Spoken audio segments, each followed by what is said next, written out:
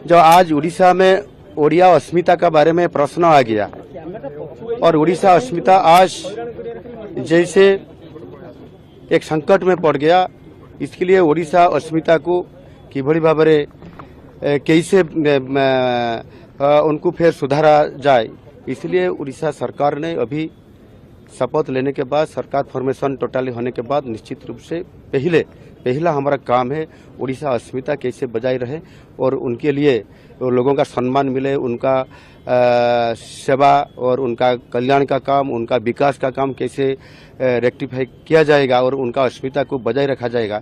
इसलिए निश्चित रूप से सरकार आने के ही पहले काम वो उड़िया अस्मिता के लिए वो काम करेगा। सर, कैबिनेट मीटिंग में सबसे पहली बैठक पे क्या निर्णय लिया जाएगा? वो क्या लिया जाएगा वो आपको उचित समय पर आपको बताया दिया जाएगा। Thank you.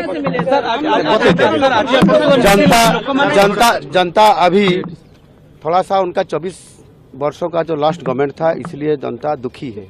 उनका आधा पेट भरा उनका मन में उनका है, इसलिए वो उनका व्यक्त में बोल दिए।